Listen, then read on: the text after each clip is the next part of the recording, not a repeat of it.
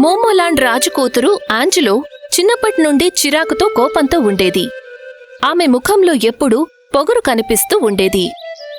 Maria, Maria, ఎక్కడ చచ్చావే? ఇదిగో వస్తున్నాను రాజకుమారి. పొద్దు పొద్దునే నువ్వెక్కడికి వెళ్ళిపోతావు? నీకెన్నిసార్లు చెప్పాను నేను లేచేసరికి నా టీ ఇక్కడ టేబుల్ మీద రెడీగా ఉండాలని? క్షమించండి రాజకుమారి, నేను మీ తమ్ముడి కోసం టిఫిన్ తయారు చేస్తున్నాను. తమ్ముడికి టిఫిన్ తర్వాత చేద్దువుగాని ముందు నా కోసం టీ తీసుకునిరా. సేవకురాలు ఆంజెలోకి టీ తీసుకొచ్చి ఇస్తుంది. ఒక్క గుటక టీ తాగగానే ఆంజెలో దాన్ని ఉమ్మేస్తుంది. ఛీ, ఈ టీ ఎంత దరిద్రంగా ఉందో! ఇందులో షుగర్ లేదు, అల్లం లేదు. ఇదిగో తీసుకెళ్లి నీ ముఖం మీద పోసుకో.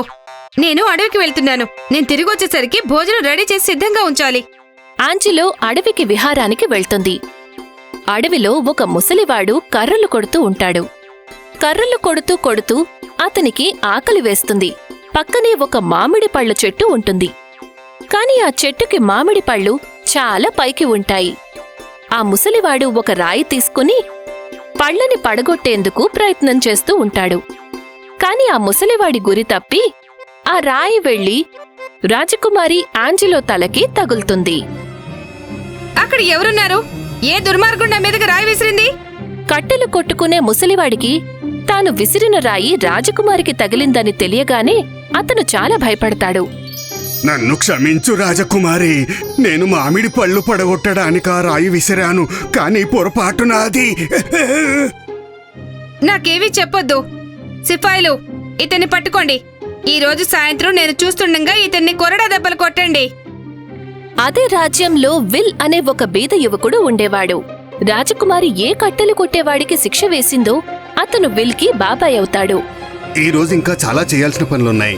మార్కెట్కి వెళ్లి కూరగాయలు తీసుకురావాలి, తర్వాత వంట చెయ్యాలి, ఆ తర్వాత లారెన్స్ ఇంటికి కూడా వెళ్ళాలి. విల్, మీ బాబాయిని రాజుగారి సైనికులు పట్టుకు వెళ్లారు. నాకు తెలిసిన విషయం ఏమిటంటే రాజకుమారి ఆంజెలో మీ బాబాయికి 500 కొరడా దెబ్బలు శిక్ష విధించారట.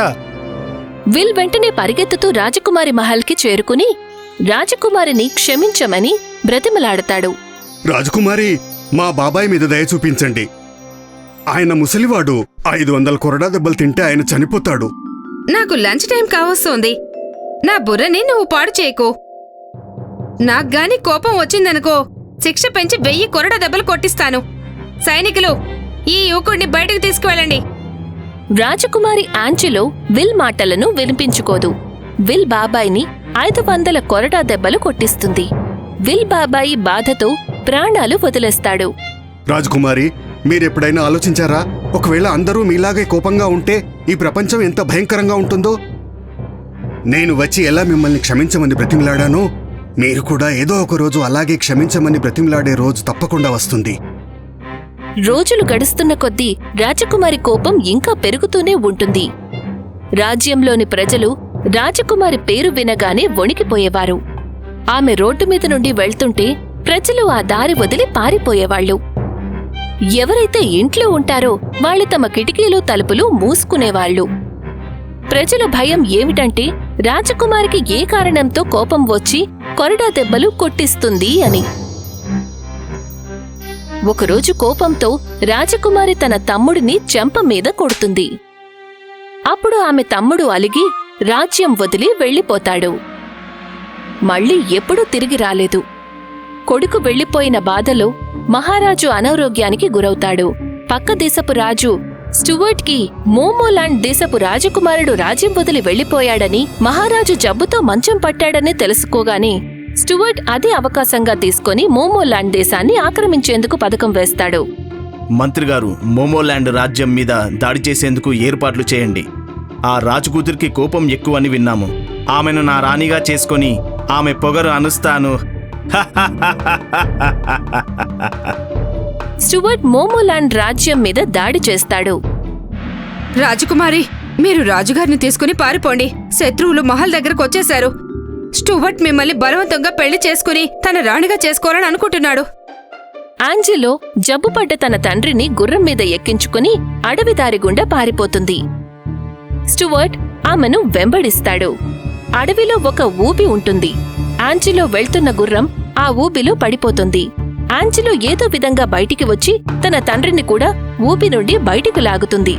కాని గుర్రం చనిపోతుంది.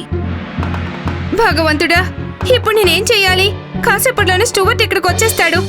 గుర్రం లేకుండా ఈ అడవి దాటి ఎలా వెళ్ళడం? చాలా అసాధ్యమైన పని. ఆంజెలో చుట్టుపక్కల చూస్తే దగ్గర్లోనే ఆమెకు ఒక గుడిసె కనిపిస్తుంది. ఆ గుడిసె ఎదురుగా ఒక గుర్రం కట్టేసి ఉంటుంది. ఆంజెలో వెళ్లి ఆ గుర్రాన్ని తీసుకునేందుకు ప్రయత్నం చేస్తుంది. కాని ఆ గుర్రం గట్టిగా అరుస్తుంది. అప్పుడే గుడిసెలో నుండి విల్ బయటికి వస్తాడు. విల్ని చూడగానే ఆంజెలో అతన్ని గుర్తుపడుతుంది. ఆంజెలో కళ్ళు సిగ్గుతో నిండిపోతాయి. నిన్ను క్షమించమని అడగలేను, కానీ ఈ సమయంలో ఇప్పుడు మాకు నీ గుర్రం సహాయం కావాలి. నన్ను క్షమించమని వేడుకుంటున్నాను. నాకు సహాయం చెయ్యి. స్టూవర్ట్ నన్ను తరుముతున్నాడు. అతడు మా నాన్నని చంపి బలవంతంగా నన్ను పెళ్లి చేసుకోవాలని చూస్తున్నాడు. ఆంజెలో విల్ ముందు మోకాళ్ల మీద కూర్చుని ఏడుస్తూ ఉంటుంది.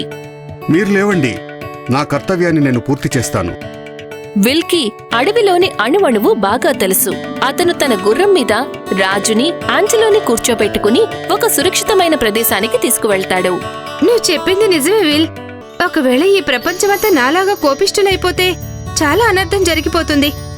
నీలాంటి వినయం ఉన్న వాళ్ళ కారణంగానే ఈ ప్రపంచం ఇంత అందంగా ఉంది.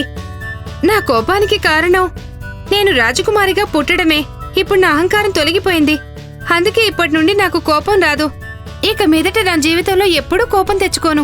చూడమ్మా, ఇప్పుడు మన రాజ్యానికి యువకుడైన ఒక రాజు అవసరం చాలా ఉంది. ఒకవేళ నువ్వు ఈ విల్ని పెళ్లి చేసుకుంటే మన రాజ్యాన్ని కాపాడుకోవచ్చు. ఆంజెలో విల్ని పెళ్లి చేసుకుంటుంది. విల్ తన రాజ్యంలోని సైనికుల్ని ఒక చోటికి చేర్చి స్టూవర్ట్ నుండి మోమోలాండ్ రాజ్యాన్ని మళ్లీ గెలుచుకుంటాడు. హంపీగఢ్ అనే ఒక అందమైన రాజ్యం ఉండేది. ఆ దేశపు రాజుకి అందమైన గారాల కూతురు ఉండేది. పేరు మారియా. మారియా 8 అడుగులు ఎత్తుండేది. రాజు తన కూతురు ఎత్తును చూసి ఎప్పుడూ బాధపడుతూ ఉండేవాడు. రాజుకి తన కూతురు ఎత్తుకి సరిపోయే అబ్బాయి ఎక్కడా దొరకడు. ఎంతో పొడవైన అబ్బాయిలు కూడా మారియా పొడవు ముందు చిన్నగా కనిపించేవాళ్లు. నాన్నగారు, పరిస్థితి ఇలాగే ఉంటే నేను కుమారిగానే ఉండిపోతాను. మీరు నాకన్నా తక్కువ పొడవున్న అబ్బాయితో అయినా పెళ్లి చేయండి. అయినా అందులో తప్పే ఉంది నాన్నగారు. నేను నా జీవితంలో ఎప్పుడూ అలాంటి జంటని చూడలేదు. అబ్బాయి పొట్టిగా, అమ్మాయి పొడవుగా ఉన్న దంపతులను. ఒకవేళ నేను నీ పెళ్లి నీకన్నా పొట్టిగా ఉన్న అబ్బాయితో జరిపిస్తే మన రాజ్యంలోని ప్రజలు నన్ను చూసి నవ్వుకుంటారు. మరి నేనేం చెయ్యాలి? నా కాళ్ళు నరుక్కుని పొడవు తగ్గించుకోమంటారా? అయినా అందులో తప్పే ఉంది చెప్పండి. ధైర్యంగా ఉండు మారియా. 3 సముద్రాల అవతల 9 అడుగుల పొడవున్న ఒక అబ్బాయి ఉన్నాడని విన్నాను. నిజానికి అతన్ని ఇప్పటి వరకు ఎవరూ చూడలేదు. కానీ ఒకవేళ నిజంగానే అలాంటి అబ్బాయి ఉంటే నేను నీ పెళ్లి అతనితోనే జరిపిస్తాను. నేను కొంతమంది సైనికులను అతని గురించి తెలుసుకురమ్మని పంపించాను. అదే రాజ్యంలో మైకో అనే పేరున్న ఒక పొట్టివాడు ఉండేవాడు. మైకో కుటుంబంలో ఎవ్వరూ కూడా అంత పొట్టిగా ఉండేవారు కాదు. కాని ఏదో కారణంతో మైకో చాలా పొట్టిగా ఉండిపోయాడు. మైకో 2 అన్నయ్యలు పెళ్లి కూడా అయిపోతుంది. వాళ్లు ఏదో ఒక విధంగా మైకోని ఇంట్లో నుండి వెళ్లగొట్టాలనుకుంటారు. అందుకే కావాలని మైకోతో ఇంటి పని బయట పని చేయిస్తూ ఉంటారు. ఎందుకంటే అతను భయపడి ఇల్లు వదిలి పారిపోతాడు అని. మైకో, వెళ్ళి గుర్రానికి గట్టి తీసుకురా. సరే అన్నయ్యా. మైకో కాసేపయ్యాక ఇంటికి తిరిగి వస్తాడు. అప్పుడు అతని అన్నయ్య ఇలా అంటాడు. మైకో, మార్కెట్కి వెళ్ళి కూరగాయలు కొనుక్కురా. కాసేపయ్యాక మైకో మార్కెట్ నుండి కూరగాయలు తీసుకొచ్చాక అతని అన్నయ్య మళ్ళీ అంటాడు. మైకో, మళ్ళీ మార్కెట్కి వెళ్ళి కొన్ని గోధుమలను తీసుకొనిరా. అన్నయ్య, నువ్వు గోధుమలు తీసుకుని రమ్మని ఇంతకు ముందే చెప్పొచ్చు కదా. ఇప్పుడు నేను మళ్ళీ అంత దూరం వెళ్ళాలి. మళ్ళీ వెళ్తే నష్టం ఏముంది నీకు? నువ్వు ఇంట్లో ఉండి గుడ్లు పెడతావా? తొందరగా వెళ్ళి చెప్పిన సరుకులన్నీ తీసుకుని వచ్చాయి. మైకో తన అన్నయ్యలు అన్న మాటలు పడుతూ వాళ్లు చెప్పిన పనులన్నీ చేసేవాడు. దానికి బదులుగా అతనికి 2 పూటల భోజనం పెట్టేవాళ్లు.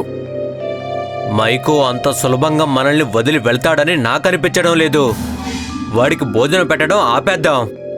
అప్పుడే వాడు మనల్ని వదిలి వెళ్ళిపోతాడు. ఒకరోజు మైకో మార్కెట్ నుండి ఇంటికి వచ్చాక అతని 2 వదినలు అతనితో చెప్పేస్తారు ఇంట్లో నుండి వెళ్ళిపోమని. పాపం మైకోకి పోరాడటం కూడా తెలీదు. తన బట్టలు సర్దుకొని ఎక్కడికో వెళ్ళిపోతూ ఉంటాడు. మైకో అడవిలో నుండి వెళ్తున్నప్పుడు హఠాత్తుగా ఒక విషపు బాణం వేగంగా వచ్చి అతని వీపులో గుచ్చుకుంటుంది. మైకో వెంటనే స్పృహ తప్పి పడిపోతాడు. ఆ బాణం మరియా వదిలి ఉంటుంది. ఆ సమయంలో మరియా అడవిలో జంతువులను వేటాడుతూ ఉంటుంది. ఆమె గురి తప్పి బాణం వచ్చి మైకోకి గుచ్చుకుంటుంది. మరియా మైకోని ఎత్తుకుని మహల్కి తీసుకువెళ్తుంది. అతని గాయాన్ని కడిగి ఒక పట్టీ కడుతుంది. కాని మైకోకి స్పృహ మాత్రం రాదు. మరియా వైద్యుడిని కూడా పిలిపిస్తుంది. ఆ వైద్యుడు మైకోకి స్పృహ రావడానికి కొన్ని గంటల సమయం పడుతుందని చెప్తాడు. నేను కూడా ఎంత మూర్ఖురాల్ని! నా బాణంతో ఒకరి ప్రాణాలను ప్రమాదంలోకి నెట్టాను. మరియా ఆ రాత్రి మైకో గదిలోనే పడుకుంటుంది. మరియా బాబాయ్ మరియాని చంపి ఆమె తండ్రి రాజ్యాన్ని ఆక్రమించాలని అనుకుంటాడు. ఆ రాత్రి అతను కాపలాదారుల కళ్ళు కప్పి మరియాని హత్య చెయ్యాలనే ఉద్దేశంతో ఆమె గదిలోకి దూరతాడు. మరియా నిద్రపోవడం అతను చూస్తాడు. అప్పుడే మైకోకి స్పృహ వస్తుంది. ఒక ముసుగు మనిషి తన నడుం దగ్గర నుంచి కత్తి తీయడం మైకో చూస్తాడు. అతని ఉద్దేశం అర్థమవుతుంది. మైకో పక్కన టేబుల్ మీద తనకేదైతే బాణం గుచ్చుకుందో అదే బాణం ఉంటుంది. మైకో ఆ బాణం తీసుకుని గురి చూసి ముసుగు మనిషి మీదకి విసురుతాడు. విషపు బాణం తగలడంతో ఆ ముసుగు మనిషి స్పృహ తప్పి పడిపోతాడు. తర్వాత మైకో మరియాని నిద్రలేపుతాడు. మరియా ముసుగు మనిషిని బంధించి అతని ముసుగు తీయిస్తుంది. బాబాయ్ మీరు నన్ను చంపాలనుకున్నారా? మరియా వెంటనే తన తండ్రిని పిలిపిస్తుంది. రాజుకి విషయమంతా అర్థమవుతుంది. మైకో తన ప్రాణాలను కాపాడాడని తెలుసుకున్న మరియా అతన్ని ఇష్టపడుతుంది. కొద్ది రోజుల తర్వాత మైకో ఆరోగ్యం బాగయ్యాక మరియా తన తండ్రితో ఇలా అంటుంది. నాన్నగారు, నేను మైకోని పెళ్లి చేసుకోవాలనుకుంటున్నాను. మార్యా, నీకు పిచ్చిగాని పట్టలేదు కదా? మైకో ఎత్తు మామూలుగా ఉండేవాళ్లకన్నా తక్కువగా ఉంది. అతను పొట్టిగా ఉన్నంత మాత్రాన నాకు ఇబ్బంది లేదు నాన్నగారు. అతను నన్ను తన ప్రాణం కన్నా ఎక్కువగా ప్రేమిస్తున్నాడు. చూడమ్మా, నీకు భర్తయ్యే అర్హత అతనికి లేదు. అతనికి అర్హత ఉంది. అతను నా ప్రాణాలను కాపాడాడు. దానికన్నా పెద్ద అర్హత ఇంకేం కావాలి? రాజు మరియా మనసు మార్చాలని చూస్తాడు. కాని మరియా అందుకు ఒప్పుకోదు. మైకోని మాత్రమే పెళ్లి చేసుకుంటానని చెప్తుంది. చివరికి రాజు ఒక షరతు పెడతాడు. మైకో తన తెలివిని నిరూపించుకోవాల్సి ఉంటుంది. రాజ్యంలో ఒక అడవి పంది ప్రజలను ఇబ్బంది పెడుతోంది. ఒకవేళ మైకో దాన్ని ప్రాణాలతో బంధించి తీసుకొస్తే నేను నీ పెళ్లి అతనితో జరిపిస్తాను. మైకోకి ఒక విల్లు బాణం ఇచ్చి అడవి పందిని పట్టుకునేందుకు పంపిస్తారు. కాని మైకోకి బాణం వదలడం కూడా రాదు. నగరం మధ్యలో ఒక చిన్న చర్చి ఉండటం మైకో చూస్తాడు. తర్వాత మైకో అడవి పంది దగ్గరికి వెళ్లి దాని మీదకి ఒక రాయి విసురుతాడు. ఆ పంది మైకో వెంట పడుతుంది. మైకో వేగంగా పరిగెత్తుతూ చర్చి దగ్గరికి వస్తాడు.